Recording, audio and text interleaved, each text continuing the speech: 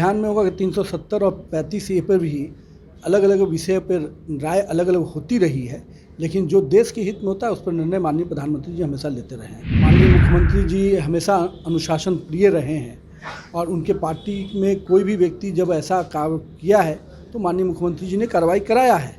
और हम लोगों ने, भारतीय जनता पार्टी ने भी हमेशा आदर्श स्थिति स्थापित की है कि जब भी कोई ऐसे व्यक्ति जो गठबंधन को हानि पहुंचाना चाहते हैं और उसके तहत कोई मंशा के तहत बयान दे रहे हैं तो वैसे लोगों पे हम लोगों ने कार्रवाई की।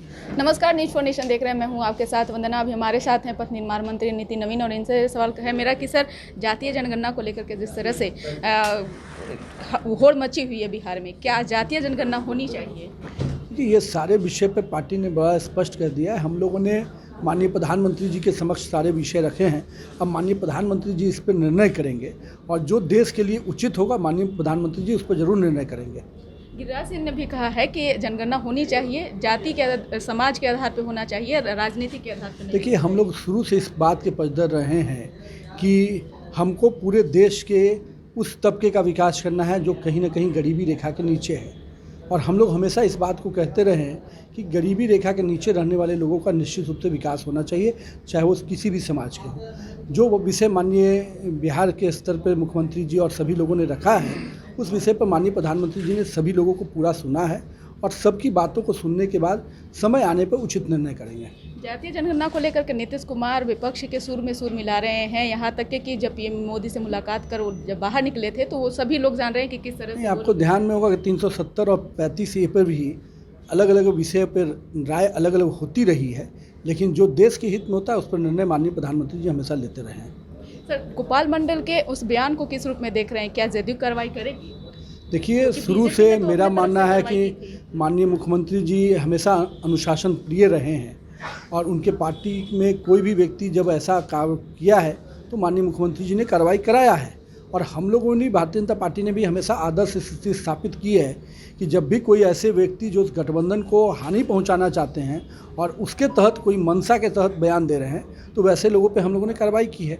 हमारे प्रदेश अध्यक्ष जी ने स्पष्ट कहा है कि निश्चित रूप से ऐसे लोगों पे कार्रवाई होनी चाहिए।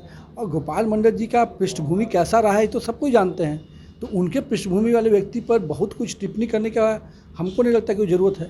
बिहार को एक बार फिर से सौगात देने वाले हैं, आज उद्घाटन भी उसका होने वाला है, क्या हो? आज करीब 1100 करोड़ की योजनाओं का माननीय मुख्यमंत्री जी उद्घाटन करेंगे, जिसमें 4 प्रमुख SH है। उन SH का आज जनता को समर्पित किया जाएगा। साथ ही साथ जो माननीय मुख्यमंत्री जी की कल्पना रही है कि पूरे राज्य में हम किसी भी इलाके से पटना 5 घंटे में पहुँचे, उस कड़ी में SH का वाइडनिंग, 4 लेनिंग और NH के सड़कों को स्ट्रेंथन करना, इस चीज़ों पे विभाग लगातार काम कर रहा है। और उसका परिणाम है कि कई योजनाओं को समय समय पे, अभी आने वाले अगले महीने 2800 करोड़ की योजनाओं को हम लोग सुबह टेंडर की प्रक्रिया में जाएंगे ADB के माध्यम से। तो ये सारी योजनाओं का मूल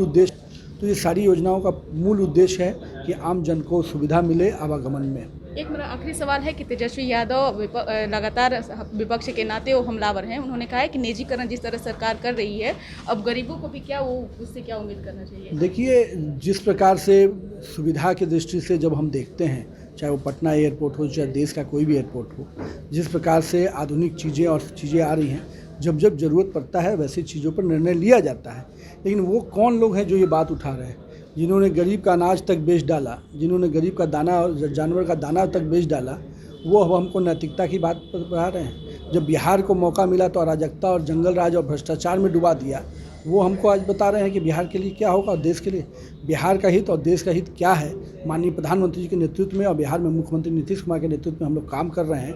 और पिछले 15-20 वर्षों में जो विकास के काम बिहार में और देश भर में जिस प्रकार से माननीय प्रधानमंत्री जी के आने के बाद काम चल रहा है, हम उन विकास की योजनाओं को जनता के हित में काम कर रहे हैं।